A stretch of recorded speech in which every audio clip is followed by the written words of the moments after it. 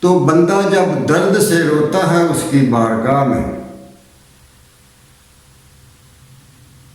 تو اللہ اس پر اپنی مہربانیوں کی بارش کر دیتے ہیں،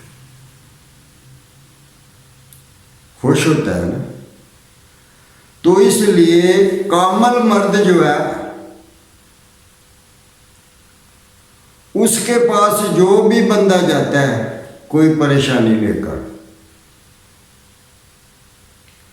تو وہ اس بندے کے لیے، اس سائل کے لیے اپنے ہاتھ اٹھاتا ہے، اپنے لیے نہیں اٹھاتا۔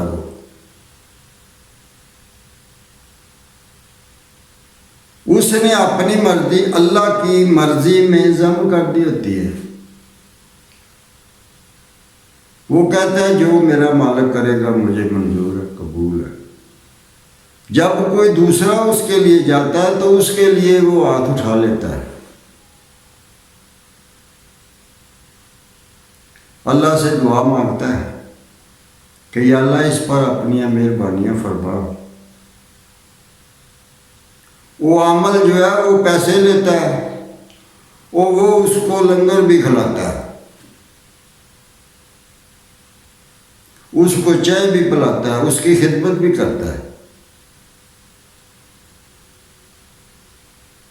تو لوگ اس کے پاس جاتے ہیں۔ علامہ صاحب فرماتے ہیں ہجوم کیوں ہے زیادہ شراب خانے میں؟ فقط یہ بات کہ پیر مغاں ہے مرد خلیق، اس کا اخلاق بہت اچھا ہوتا ہے،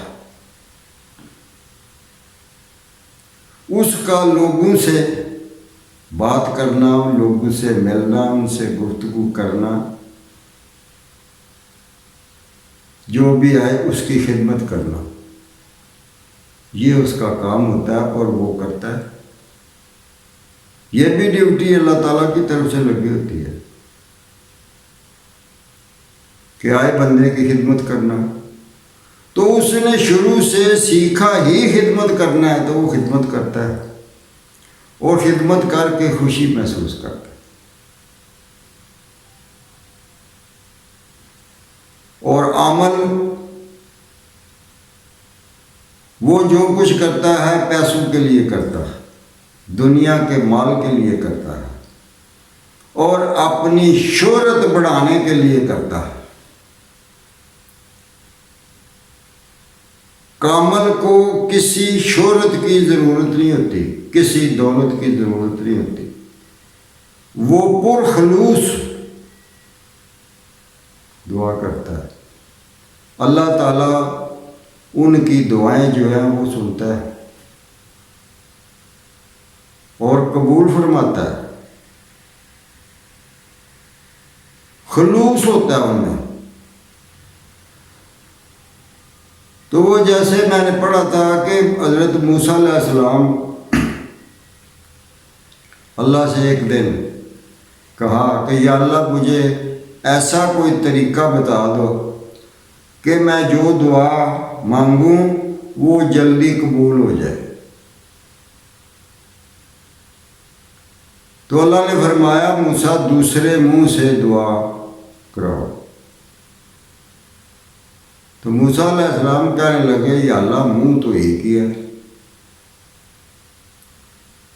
تو اللہ نے فرمایا کہ کسی دوسرے کے پاس جاؤ، وہ جب تمہارے لیے دعا کرے گا تو اس میں خلوص ہوگا، اس دعا مانگنے والے کا اپنا اس میں کوئی لالچ نہیں ہوگا۔